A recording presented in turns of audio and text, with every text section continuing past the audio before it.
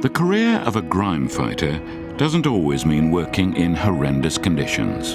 Here in Newcastle, David and Mark spend their day languidly cruising the River Tyne aboard the good ship Clearwater.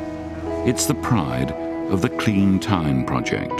The boat is specifically designed for lifting all manner of debris and rubbish out of the river. For David, the job is everything he wanted. It's a dream job for me, because I used to live on the river there, further down South Shields, and when I was a kid, I used to play on the river, and being young, it was always a dream to work on the river, and it come true. Mark is also grateful for the life the job has given him. I've been on the river all my life, and it's just it's one of them jobs. When I seen it, I had to advertise it, and I would have cried, I think, if I hadn't got it. Their haul is normally made up of tree trunks, old fridges and traffic cones. But that's not all. We've had a sheep, we've had a pig, all pretty disgusting, really smell. You've got to really have strong guts for the job when you get things like that, Even after light rains, the river this morning still offers up a steady stream of debris. We've got a tree here, small tree.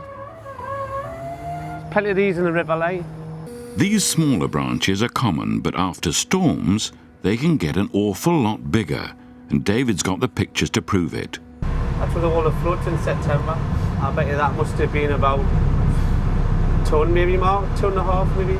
The weather may not always be this forgiving, but David and Mark are making the best of the calm conditions, stopping ashore at certain hot spots where, due to the current, huge amounts of rubbish regularly collects. You see the variety of stuff that we'll get with plastics and that, road cone, baskets, everything.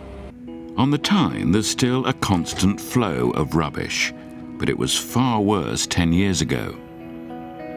We get like a skip and a half or 2 skips a day. Yes, it's still one of the cleanest rivers, in Britain. The water is now so clean that in 2001, the Tyne recorded the highest salmon catch by anglers in the whole of England, with over 2,000 salmon caught from its waters. And this makes Mark very proud. I've been on a river all my life, and I've seen the river progress from being the way it was years ago to where it is now. So it gives us a little bit of sense of pride that I'm helping to make the river the way it is. So with the skip full, Mark and David can head back and unload their haul. A satisfying end to another perfect day tootling about on the Tyne.